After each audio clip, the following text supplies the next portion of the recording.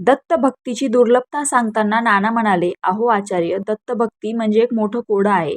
समोर असताना देखील भक्तीची इच्छा न होणे, माहिती असताना देखील दर्शनार्थ जावेसे न वाटणे, या सर्व दत्त महाराजांच्याच लीला आहेत. आता योगायोगाने समोर द्विसहस्रीचा तोच कथाभाग सुरू आहे.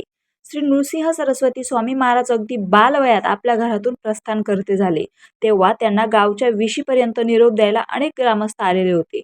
त्यांचे आपापसात काय संभाषण चालले आहे ते पहा. सामान्य जनाप्रमाणे हा मर्त्य नाही, साक्षात ईश्वर अवतार आहे. वेशीपर्यंत सोडून सर्व ग्रामस्थ परत आले. भगवंताचे समोर दर्शन होत आहे, त्याचे ईश्वरी अवतार असणे ज्ञात आहे. पण पुन्हा त्यासंबंधी उदासीनता देखील आहे. गृहस्थाश्रमी मनुष्याची भूमिका काय, तर संसार सोडून जाणार का सेवेला, दर्शनाला?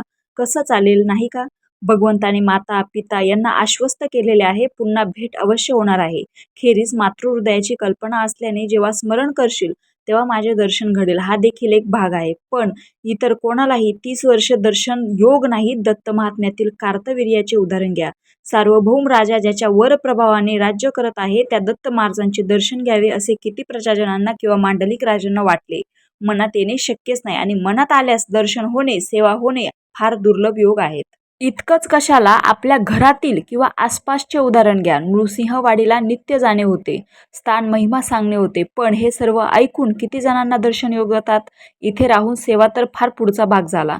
सर्वांचे वेळापत्रक फार व्यस्त असते. आता समोर महाराजांचा जन्मकाळ आलेला आहे, तारीख आणि त्यातील पूजा अर्चा भाग प्रसिद्ध झाला आहे. क्वचित हे जमून येईल. आधी कळलं असतं तर प्लॅन केलं असतं, हे प्रचलित वाक्य असेल.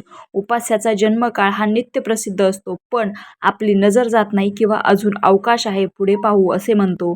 नरक यातनाहून कष्टप्रद असलेला गर्भवास प्राप्त झाला तेव्हा परमेश्वराची प्रार्थना करताना प्रत्येकाने वचन दिले आहे, यातून सोडव, पुन्हा तुला विसरणार नाही, कायम तुझे भजन करेल. पण तसं होत नाही.